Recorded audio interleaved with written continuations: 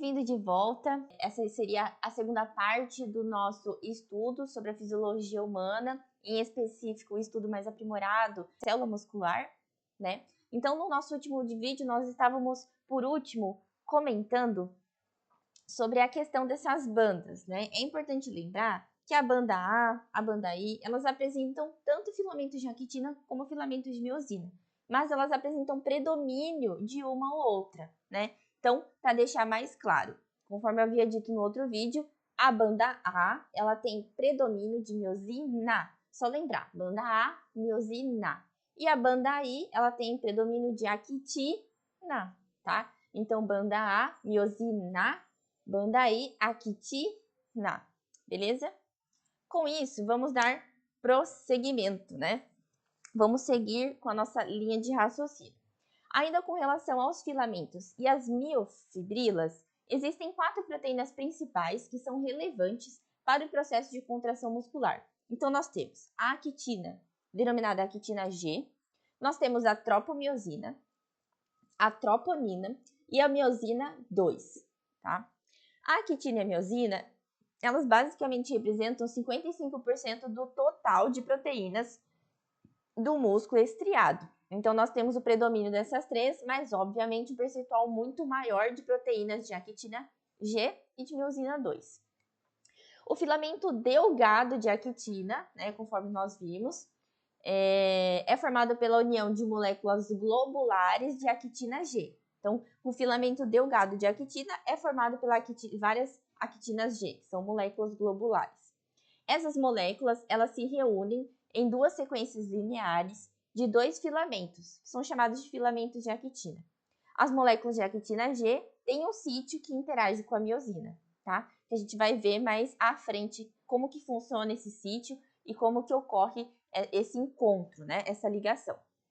Já a tropomiosina, ela é uma longa molécula constituída de 2 cadeias polipeptídicas que são enroladas entre si, como se fosse uma corda, né? Dá pra gente pensar assim. Enquanto a troponina, ela é um complexo de 3 subunidades, onde nós vamos ter a troponina T, troponina I e troponina C, ou TNT, TNI, TNC. A TNT, ela tem afinidade com a tropomiosina, tá? Então, esse sítio de ligação, essa subunidade TNT, ela tem afinidade com a tropomiosina.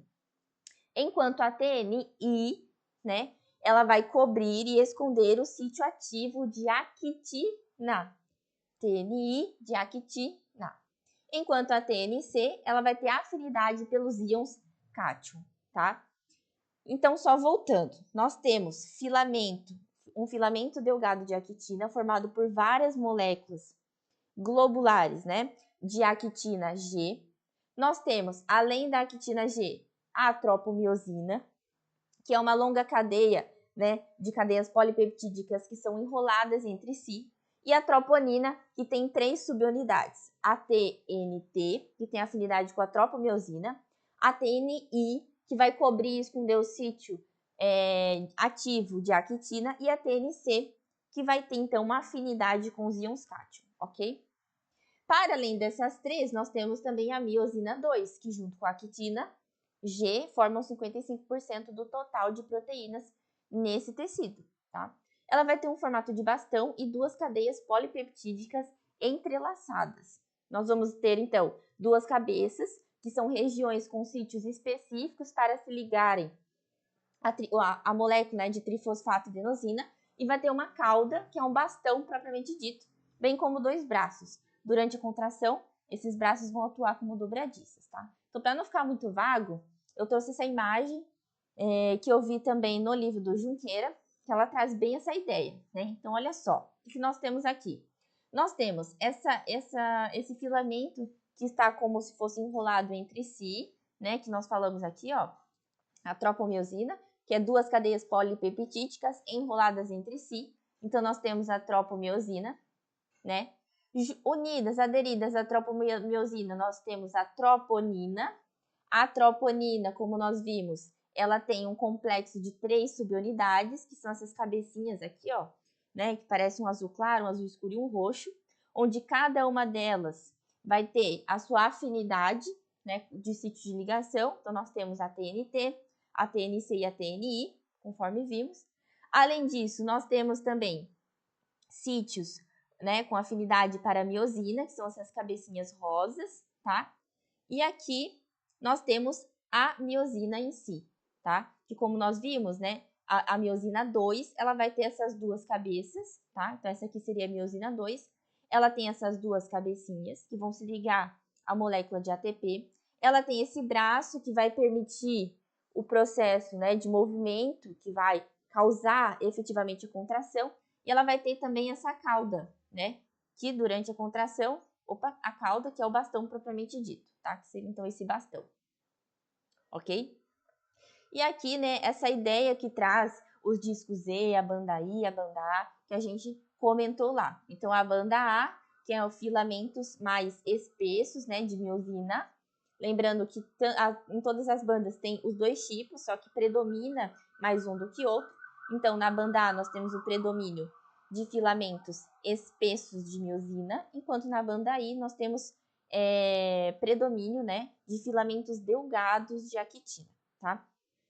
Além das principais proteínas, muitas outras fazem parte do sarcômero, como é o caso da titina, no qual acredita-se que ela é responsável pela estabilidade do sarcômero, tá? Então, a titina, ela também está envolvida aí com a estabilidade do sarcômero. Sobre a estrutura da junção neuromuscular, existem os botões sinápticos dos terminais axonais com inúmeras mitocôndrias, e que contém o neurotransmissor acetilcolina, que é sintetizado no citosol, na sinapse, a partir de precursores, e transportada para o interior das vesículas sinápticas. Então, se a gente pensar, né, por que é importante essas mitocôndrias nesses terminais axonais? Justamente para a produção de ATP, porque sem ATP, essa molécula, na ausência de ATP, essa molécula não consegue se ligar à cabeça da miosina, a cabeça da miosina não consegue se ligar aos sítios de ligação de actina e não ocorre a contração muscular, simplesmente isso, né? Então, por isso que nós precisamos de uma acentuada presença das mitocôndrias aí, justamente para realizarem o processo de respiração celular e produção de aproximadamente 36 a 38 ATPs para cada processo, né?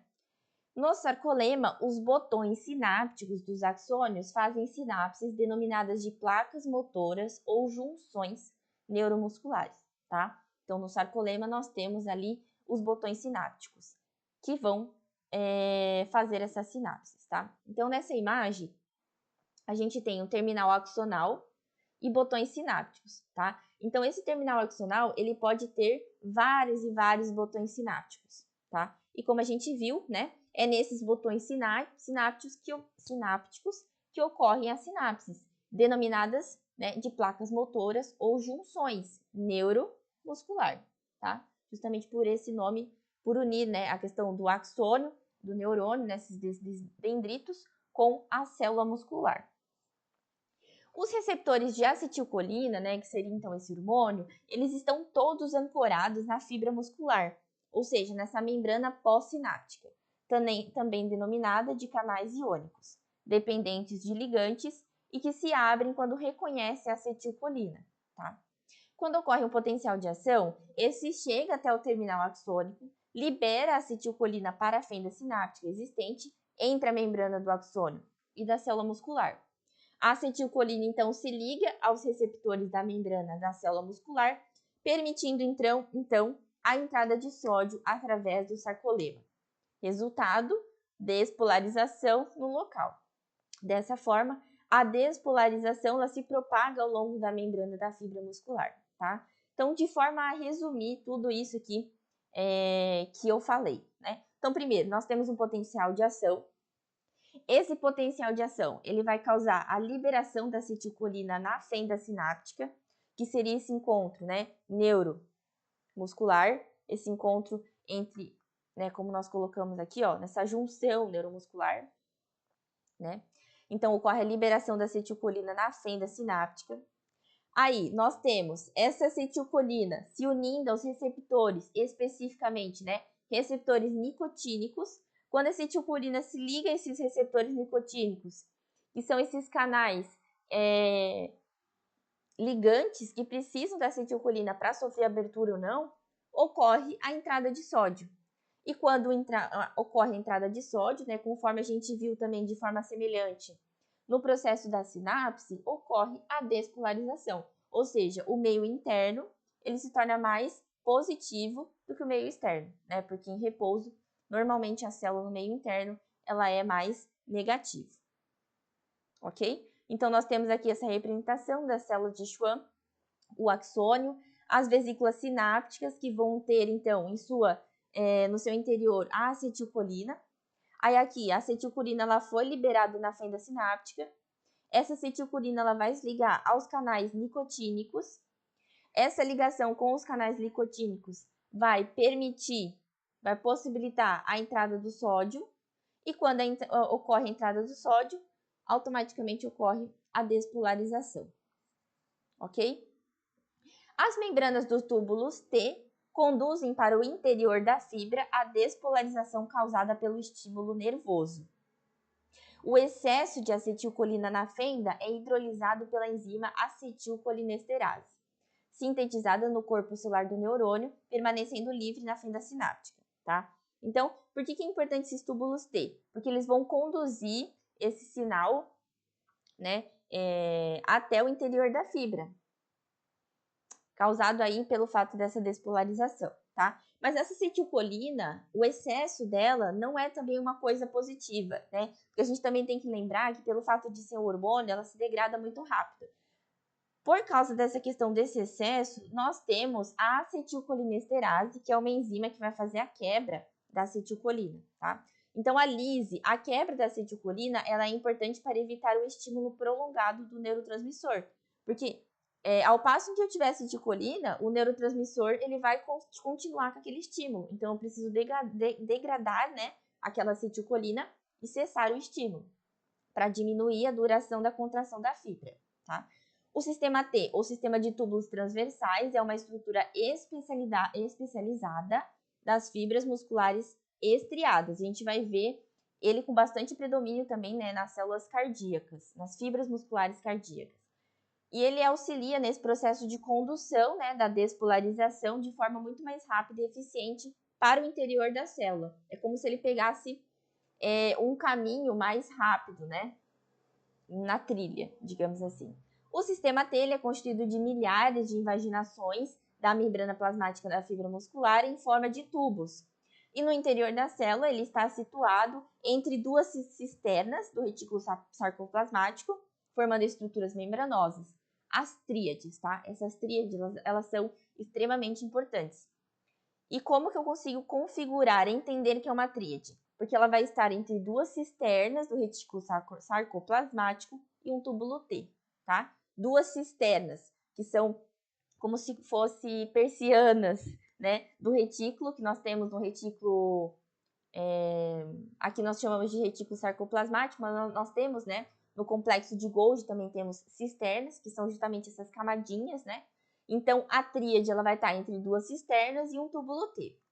As cisternas do retículo sarcoplasmático, elas são importantes porque elas armazenam cálcio no seu interior, tá? Da mesma forma que a gente tem também essa atuação no complexo de Golgi. A despolarização prolongada ao longo dos túbulos T até as tríades provoca a saída dos íons cálcio dessas cisternas, né, que ele estava localizado, do retículo endoplasmático para o interior das miofibrilas, perdão. O aumento desses íons nas miofibrilas é o desencadeador da contração muscular, tá? Com a finalização da despolarização, os íons cálcio eles voltam para as cisternas por transporte ativo, que é a bomba de cálcio, né? E a fibra muscular relaxa, tá? Então, de forma a resumir, o que aconteceu aqui? Esse túbulo T, ele vai ser um caminho alternativo para o processo, para a passagem dessa despolarização, para que seja muito mais rápido e eficiente, né? Essa condução. Esse sistema T, ele vai ser formado por várias invaginações da membrana plasmática. Nessa imagem que a gente consegue ver, ó, cadê os túbulos T? Aqui, ó, a abertura do túbulo T. Então, ele tem várias invaginações pela membrana. Então, ele faz esse processo de transporte, né, da despolarização, de forma muito mais rápida. Então, ele causa isso, certo? Então, ele envia esse sinal. Só que daí, nas cisternas do retículo sarcoplasmático, nós temos um acúmulo muito grande, um armazenamento dos íons cálcio, tá? E quando chega a despolarização, mediante esse transporte pelos túbulos T até as tríades, né? As tríades que estão entre duas cisternas do retículo sarcoplasmático e um túbulo T, ela vai provocar a saída desses íons cálcio dessas cisternas do retículo sarcoplasmático para o interior da miofibrila. E essa saída do cálcio para o interior da miofibrila vai causar o quê? A contração muscular. Com a finalização da contração, o cálcio ele volta para as cisternas do retículo sarcoplasmático, né? Por meio de um processo ativo pelas bombas de cálcio e a fibra do músculo relaxa novamente, tá? Então, nós paramos aqui também para não ficar uma questão muito maçante, né? Muito longa, porque esse estudo ele realmente é bem denso, tem muito conteúdo. Mas então, no nosso próximo vídeo, a gente continua a falar desses aspectos mais específicos da contração muscular, ok? Então, eu espero você no nosso próximo vídeo. Forte abraço e bons estudos!